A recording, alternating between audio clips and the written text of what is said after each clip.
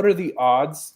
And I know that this is a hard question to answer, but this is me being a fan. What are the odds that if we hire Mario Cristobal, that Justin Flo comes with him to Miami?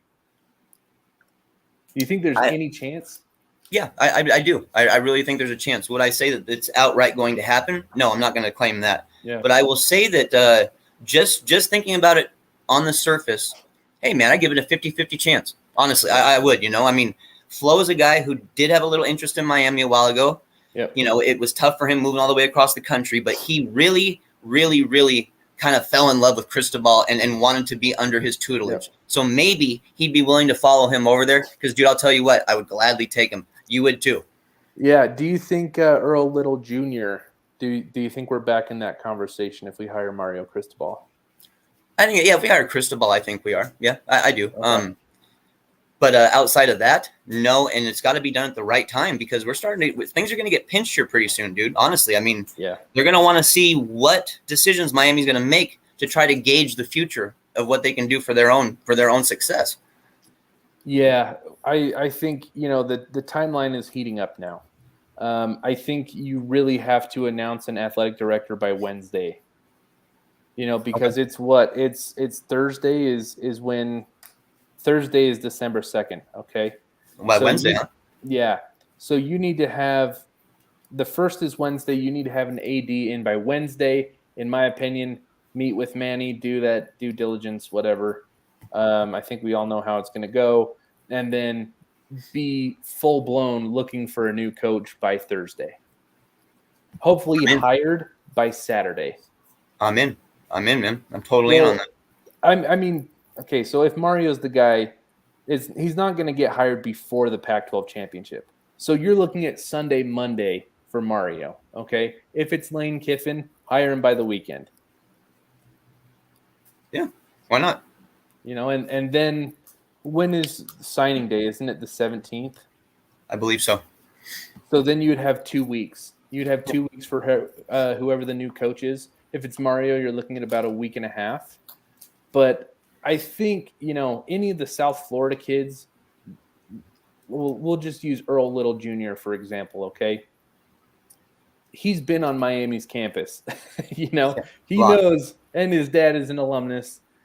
There's not anything that he needs to learn about Miami. Like, if he's completely sold on Cristobal and he's also familiar with Miami's campus, it shouldn't be that difficult of a decision if he were to pick Miami, right? So I'm not saying he would. I'm just saying if that ends up being his choice, I don't think it would be very difficult. I think it would be something very logical for guys in that position. We've talked about it. We've expressed it. And we both agree that this is the opportunity, Jordan. This is the chance. This is actually – and the way it's setting up, as you spoke about earlier, it's actually setting up to be an even better chance than I thought it was initially, especially when we're talking about – my outlook halfway through the season currently. Yeah. It was totally different. But with the way the dominoes are starting to fall already, they're not falling necessarily, but the dominoes are being set up to fall right now. Dude, we could end up doing something fairly special at Miami if we handle this right. But we both know that it has to take a financial commitment from the university or it means nothing. We can blah, blah, blah, blah, blah, all we want. Say, oh, you come here, Miami, it's nice and warm. You can coach in the tropical area. Well, how about start paying guys? How about start paying them top money? And until then, we're going to be mediocre coaching staffs, I'm afraid. So that's one of the things I also wanted to talk about, and just trying to be overly rational, when it comes to Lane Kiffin, okay? Let's say that he gets us to a point, because it's not like the LSUs, the Ohio States, the Alabamas are going to come calling if Lane Kiffin goes 9-4 every year. Yeah, okay. True. So let's say that Lane is winning us ACC championship games, okay? He's at least getting us in the playoff, okay? And we are making a blue chip financial commitment. We're making a similar financial commitment that other blue chip programs are, okay? What job is Lane leaving to take at that point? Like, I know that the answer – like, there's going to be a few, but just from a rational point of view, okay, like, it seems pretty obvious that the man enjoys living in South Florida, okay? Yes. And So get this. I called Lane Kiffin would be one of the next coaches of Miami back in 2017. Do you remember when he was at FAU, how he was Yep. branding the Yes. school? Yes. The FAU. Like, Yes. He was like, doing everything he could to be the next step for Miami. the guy is locked in. He's not dumb. Like, I feel like he has a fundamental understanding of what Miami is, and I know Well, he's and not only that, but he appreciates what it is and he wants to bring it back. That's what that's kind of how I feel. So I didn't mean to cut you off there. That was just how I felt about it. And I get that he's not from Miami. I get that he has no ties other than his FAU stint. But that doesn't mean anything. I mean, Ross, neither of us are from Miami. Yet we understand and appreciate the University of Miami and what it means, what it represents. So, I guess that's my question to you is, let's say that we are performing at a blue chip level. We are making that kind of financial commitment. What job does Lane Kiffin leave Miami for? I mean, I know Alabama is the easy answer, okay? Like, yeah, of course. But after that, I mean, he's already coached at USC. Yeah, I mean, one team that's always a wild card out there that we haven't spoken about yet, and even though they have their coach in place currently, it'd be a future thing for me, would be a Texas A&M possibly.